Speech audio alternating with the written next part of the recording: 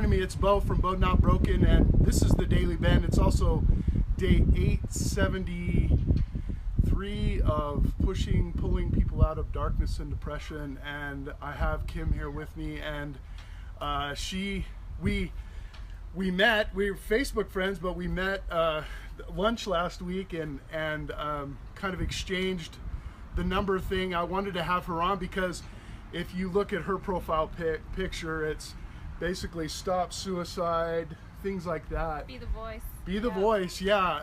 Talk to us a little bit about what you've tried to do and what you tried ongoing, because I know it's something that's ongoing too, and it takes all of us to kind of keep this dialogue going. Yeah. What I've been trying to do is really just talk about it and make it so that it's not a taboo subject. And the more that we talk about it, the more that people will feel comfortable when they go through those emotions and they get into that dark place, because when you're in that dark place, you feel crazy or you feel like something's wrong with you and you don't want to reach out. And so you end up going darker and deeper into the hole. And if we can make it okay to talk about, you know, when our friends, our loved ones, or people maybe we don't even know, see that they can reach out to someone and just talk. Sometimes it's all you need. Sometimes you just someone to be there. Sometimes it's not even a talk. Right. Just be in the room. Just be where I know I'm not alone. And if we can put it out there where people feel it's okay to talk about. A lot of people go through these emotions, but we don't talk about it. You've probably been there. I've been there. You know, we go through those times. I would imagine it's affected you. Suicide's affected you, family, friends, whomever. Talk a little bit about that. I mean, it's something that's not going away. Unfortunately, it seems, I guess maybe because I'm involved in it almost every day, it seems like I hear more and more about it. It's like I did the other day, the red car. You see red cars, but it really is a problem, and a lot of times a problem in the sense that people, like you said, feel like they're alone. They have maybe different problems or different challenges, but they're not alone. Maybe, you know, speak to the whole idea of maybe your friend base or the people, you're a successful businesswoman. I'm sure you see it quite often. Well, I've just seen people that I love and care about in that situation where they've had to go through losing a loved one to suicide, and it breaks my heart to watch. I've had family and myself in those places of darkness. And when you're in those places of darkness, nothing can pull you feel like nothing can pull you out. You feel like you just can't get out of that place, and life really does get better, you know, and it's a roller coaster ride. And you know, when you get down to the low spot, sometimes you just don't ever see that there's any light at the end of the tunnel. And I just don't want to see any more people take their life feeling like at that low point, that's it, that's life, this is where I'm going to stay, because you do come back up. And so I just want to get it out there as much as I can, and the more I see, the more it's affecting me. For some reason, it's becoming this passion of mine. You know, Chris Cornell committed suicide. Yeah.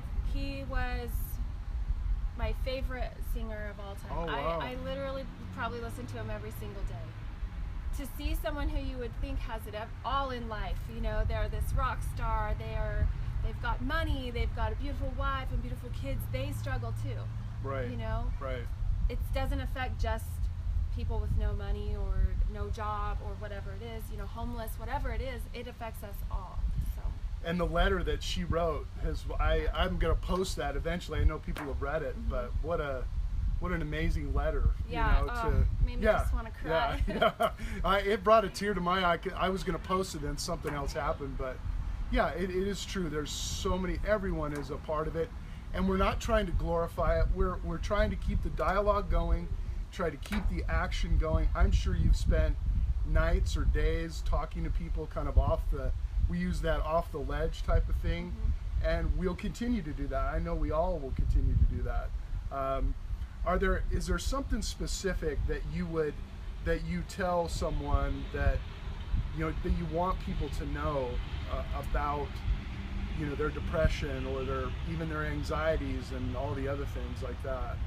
There's something specific that, you know, is maybe you've helped people with, because it really is all about the connection. You know, therapy is good, counselors are good, you know, that type of thing, but I think people relate better to regular people sometimes. I think it's just finding that person.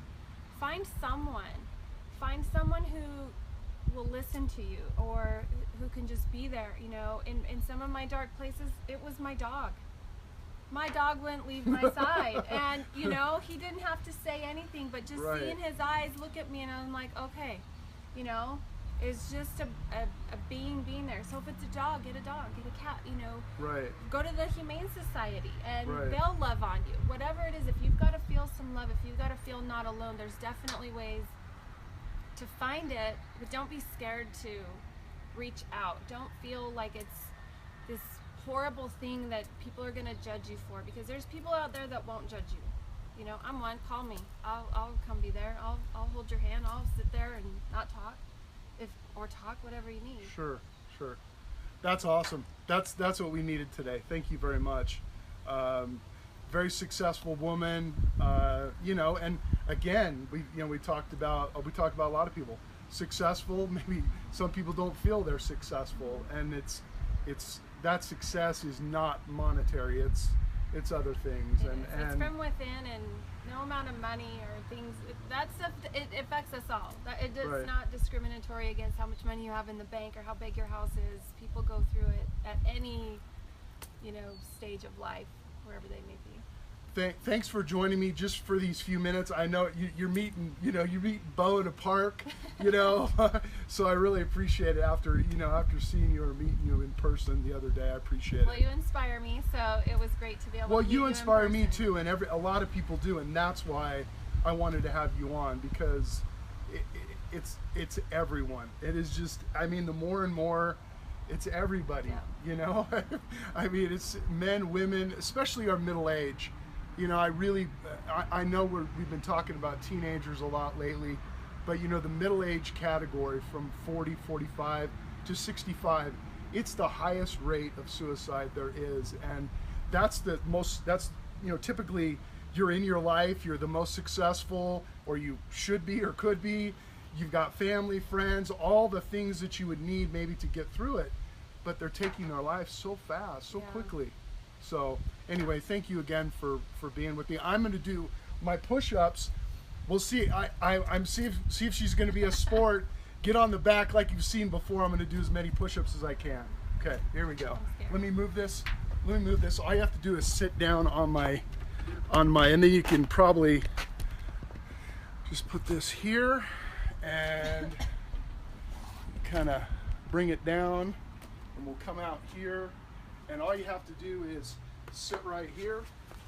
I just sit on my butt and then lay on my back. That's not too odd. Oh my gosh, I'm totally scared. Go ahead. There you go. Good. All right. Here we go. 1, 2, 3, 4, and 5. Awesome. Oh wow. Thank you for being a good sport. Thanks. Reach out to somebody today, everybody, and pass this on, please.